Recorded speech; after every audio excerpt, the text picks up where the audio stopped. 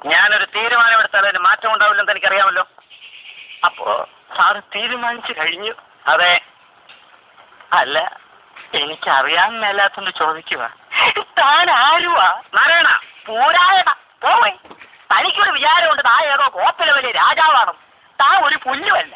1-2 ദിവസം ലണ്ടനിൽ പോയി ഏതോ ഒരു ഓന്തൻ റിച്ചാർഡ് സാഹിബിന് അരി വെച്ച് കൊടുത്ത് കിട്ടിയ കാശ് കൊണ്ട് ഒരു പഴയ കൊട്ടാരം വാങ്ങി അവിടെ ഒരു ആശുപത്രിയും തുടങ്ങി അവിടെ പ്രാന്തമാരെ പട്ടാളത്തിട്ട പഠിപ്പിക്കുന്ന ഒരു വിവരം കെട്ട പണ്ട റാസ്കലല്ലേ താൻ. അന്നേരം 10 പറയണമെന്ന് വിചാരിക്കാൻ തുടങ്ങിയിട്ട് കാലം കുറയായി. താനൊക്കെ മറ്റേ ചിട്ടയൊരാളല്ലേ, മിലിറ്ററി. പക്ഷേ ഞങ്ങൾ ജോലിക്കാരെ ചിട്ട പഠിപ്പിക്കുന്നതിന് മുമ്പ് താൻ തന്റെ മോളെ നിലയ്ക്ക് നിർത്തണം.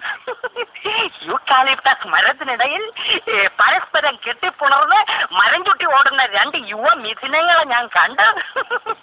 തന്റെ സ്വന്തം മോളും തന്റെ ആശുപത്രിയിലെ വട്ടലി അനാവശ്യം പറയരുത്. അവരുടെ ആവശ്യം തനിക്ക് അനാവശ്യമായിരിക്കും. ഞാൻ കണ്ടതേ പറഞ്ഞുള്ളൂ. തന്നോട് മാത്രമല്ല ഈ നാട്ടിലുള്ള എല്ലാവരോടും ഞാൻ പറയുകയും ചെയ്യും. ഇനി ഒരു മൈക്കും ഒരു സൈക്കിളും എടുത്തോണ്ട് ഞാൻ ഇറങ്ങാൻ പോവാ. രവീന്ദ്ര, തന്നെയും തന്റെ മോളെയും ഈ നാട്ടിൽ ഈ നാരായണം നാട്ടിച്ചില്ലെങ്കിൽ തന്റെ പേര് തന്റെ പട്ടിക്ക് താനിട്ടോ അറിയോ?